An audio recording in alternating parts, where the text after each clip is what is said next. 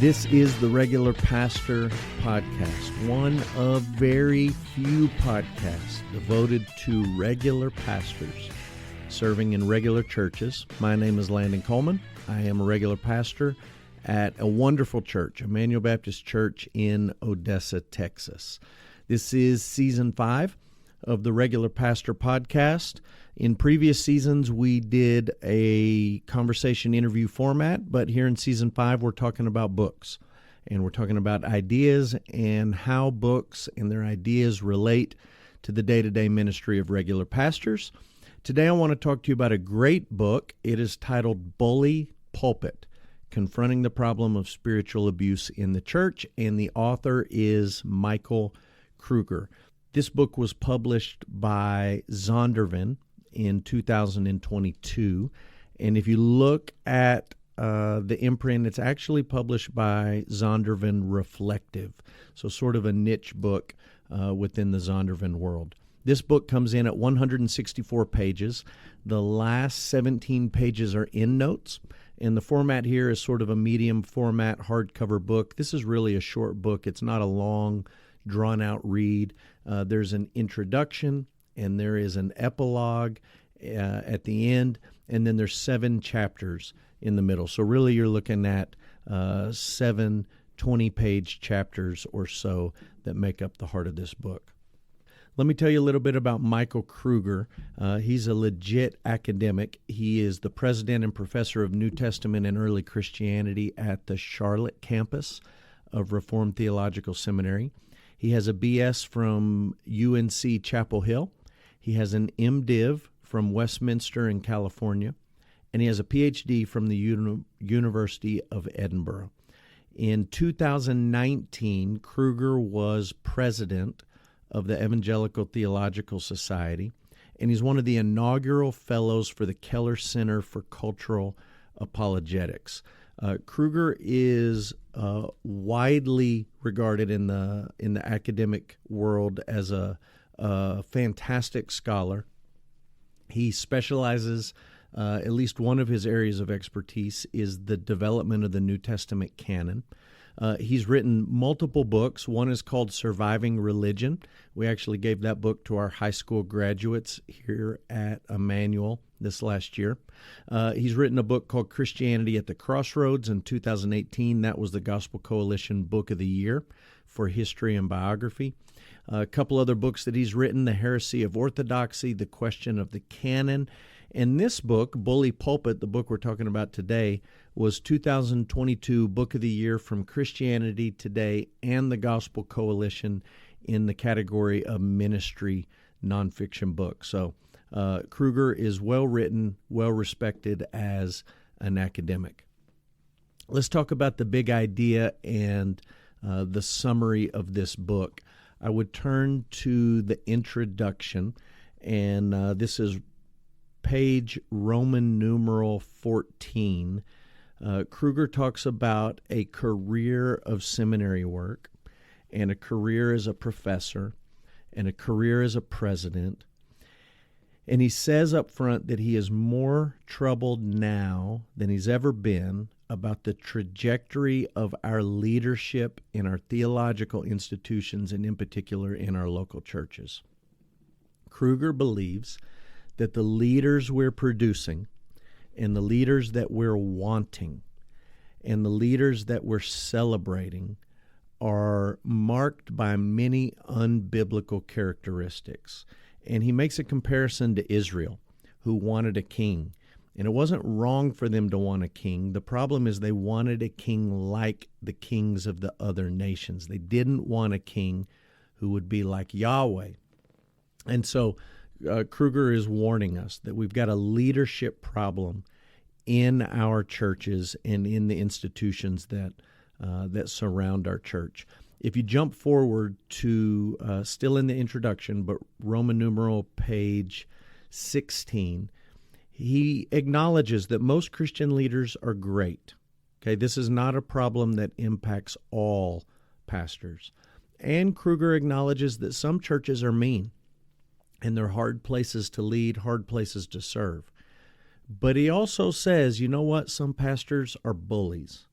And so the goal of this book is he wants to help churches and he wants to help ministries and Christians spot abusive leaders and stop abusive leaders. That's the goal of the book. Spot abusive leaders and stop them. So let me share with you a few important ideas that will give you a sense of the flavor of this book.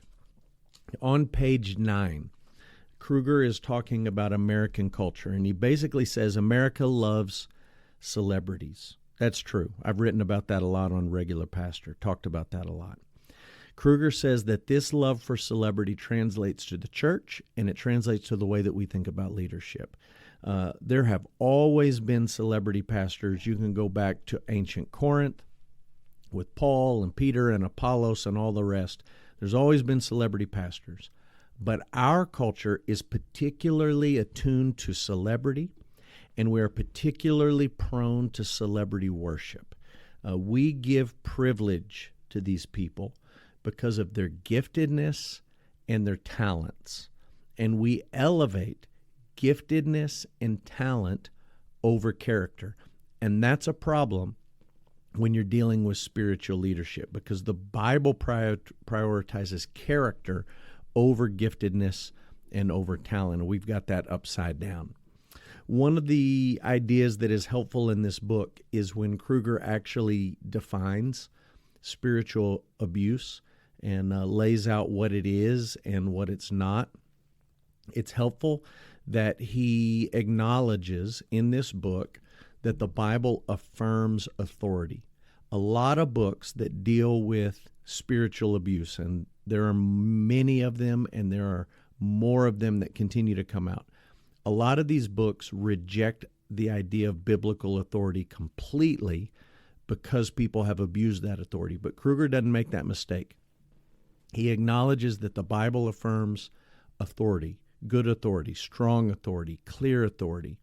But he also explains how it is that abusive pastors control people and dominate people. He says you got to watch out for pastors who are hypercritical, pastors who are cruel, pastors who are threatening, pastors who are defensive, pastors who are manipulative. And Kruger's quick to say, not everything that happens in the life of a church or the life of a leader falls under the category of abuse just because it's unpleasant. So unfriendliness is not spiritual abuse. Someone being intimidating, having an intimidating presence, that's not spiritual abuse. Somebody that struggles to get along with others, that's not spiritual abuse.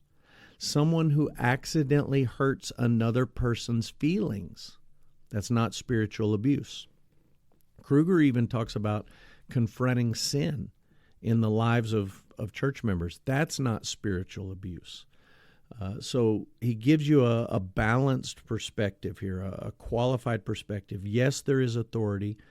Yes, it can be abused. And no, not everything that goes wrong in a church needs to be lumped under this category of spiritual abuse.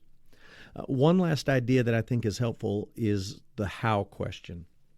And the how question is, how do you prevent spiritual abuse in your church, in your organization, or in your ministry? Most basically, what Kruger is saying is you've got to prioritize character over competency. You have to prioritize teamwork over hierarchy.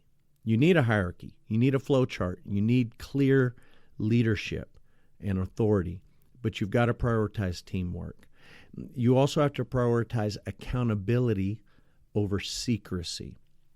And in church work, there's a place for secrecy. There's a place for being discreet with our information, but there's also got to be accountability, and those are helpful tips in thinking about how you prevent spiritual abuse.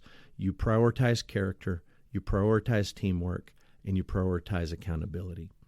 Let me give you my favorite quote from the book. I would pull it from page 140, which is toward the back of the book. I write for regular pastors, and I think this is a helpful reminder from Kruger. He says, the job of the shepherd is to care for the sheep. This includes feeding them, protecting them, encouraging them, binding up their wounds, and yes, correcting them when needed. But anyone who makes correction and discipline the main thing is on the pathway to being an abusive pastor. That's a really, really great quote for regular pastors, whether you're many years in ministry or whether you're brand new in ministry. The job of the shepherd is to care for the sheep. Yes, you need to correct people, but when correction and discipline becomes the main thing, more important than caring for the sheep, you're on the pathway to being an abusive pastor. Ministry takeaway around page 134. Kruger talks about the fact that most pastors believe their church, their context, their organization, their ministry is different. And other churches may have these issues, but most pastors tend to think that they've, gotten rid of what he calls pesky weaknesses found in other churches or other organizations. And Kruger says maybe you have, but maybe it's good from time to time to look in the mirror, and maybe it's good from time to time to get feedback from other people who will be honest with you, and people who would be willing to tell you things that you may or may not want to hear. If I had to give any critique or criticism of this book, I would go back to the introduction chapter, and I would just emphasize the fact that sometimes churches are hard to pastors, brutally hard to pastors, their families, their wives, their kids. My experience is that most regular pastors are overworked and underpaid and sorely underappreciated. And so part of me would like to correct Kruger here or critique Kruger and say, you ought to really give it to the churches who can be so difficult on their leaders. But that's not the book he's writing. He's writing to pastors. He's warning pastors about the danger of being bullies, of being guilty of spiritual abuse. And maybe there's another book that needs to be written to warn bully churches or bully boards or bully deacons or bully whatever. There's plenty of that as well, but this book is not written to those individuals. It's written to pastors, and it's a needed book. If you look on Goodreads, this book has a 4.5 star rating out of 5. I gave it a 5 out of 5. I think it's a great read. Who should read it? Pastors. If you're in vocational ministry, I think you ought to read this book. Lay elders at a church. You're the first line of defense for a congregation and for a pastor. And you have to be leading in terms of accountability and watching the character of those who are called to lead your congregation. I think a great group of people to read this book would be pastor search teams who are replacing a bully pastor. And I think that Kruger has some wisdom here when it comes to looking for character over competency. Of course, a pastor search team wants somebody who is competent, who's gifted, who's talented, who has certain skills and abilities. But many times in looking for those things, which are easy to spot, they forget to look for character. And so I think this would be a helpful book for somebody serving on a pastor search team or a pulpit supply team. That's the book, Bully Pulpit, Confronting the Problem of Spiritual Abuse in the Church by Michael J. Kruger. Thanks for listening to the Regular Pastor Podcast. You can subscribe wherever you're listening for weekly episodes here in Season 5. You can follow me online at regularpastor.com, and you can find me on Goodreads if you search for Landon Coleman. Maybe you've got a book that you've written or a book that you would like me to read and review on the podcast. I'd be happy to do that. Send me an email, landon@emmanuelodessa.com. Until next week, this is The Regular Pastor, out.